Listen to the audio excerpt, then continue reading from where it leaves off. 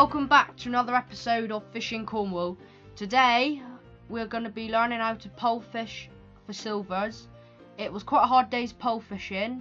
It was just me and Jack fishing, and we're going to show you what rigs to use. So let's go and find out what rigs and tactics we used. Right, so the tackle we're using 4 metre poles with a slackened off elastic. Got a homemade pole cup on. The actual rig, £3.5 actually, line. That comes down to a 4x18 pole float. And then we've got our shot, all our shot are clumped together so we can get down to the bottom quickly. And then that comes down there to 2 loops joining onto £2.5 line. That then comes down to a size 16 barbless hook. So we haven't been getting many bites, so I've just changed rigs. I've actually gone down to a lighter float, and my hook length now is £0.5, so it's lighter. There's only rod, roach and small tension here. There's no carp, so I don't have to worry about bigger fish or anything. So we've been fishing down here and we haven't actually caught anything. So we've been feeding nothing basically. So then Michael went over there went for a walk up. He had a look and he found a fish. I've seen quite a few rod and perch shoaling up in the rushes up there. So I'll go up and show you now where they are. So I've just come up where I've seen some of the roach in the rushes up here. And they're in here. There's some.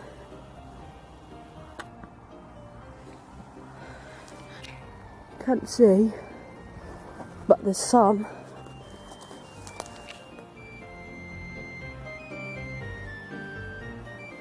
In down here. So Jack's gonna put his float in.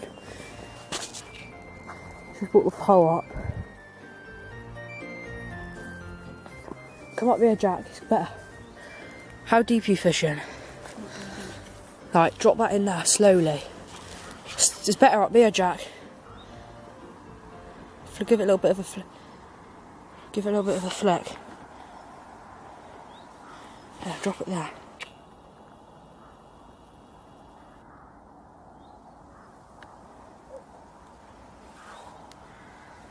Can see Jack's floating his maggot.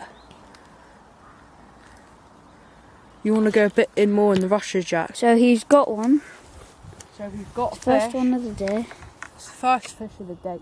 It's just come off. Lucky. Nothing massive. Nothing. But it is a nice little pristine redfin rod. Here's the second fish of the day.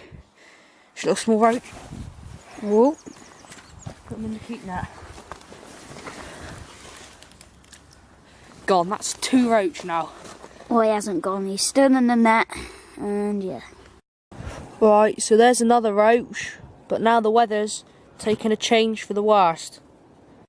Right, so we've just had quite a few roach up in the shallow end here. We've just moved up. Now we're using baiting cups on our poles. So to fish with them, what you want to do, just to take your bait, so I'm just using a single rod maggot. Put him on. And then tuck out your rig. So you want to take your pole cup, take your maggots, so our frozen dead maggots, and put them in over your bait bucket so that if any fall out, they won't be wasted on the floor.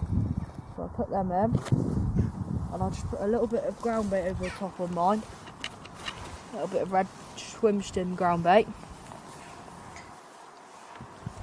Be careful with your pole when it comes off the roller, and just send it out.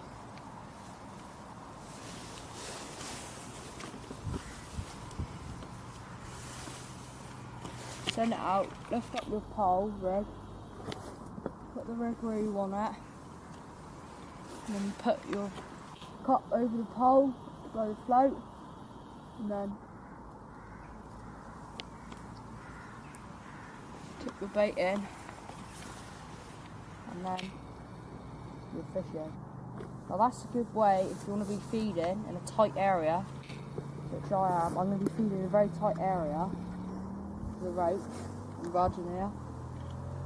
So that's a good way because you keep, instead of having to chuck it out, you can get the bait in a nice tight area. Right, and you can be accurate and get it around the float.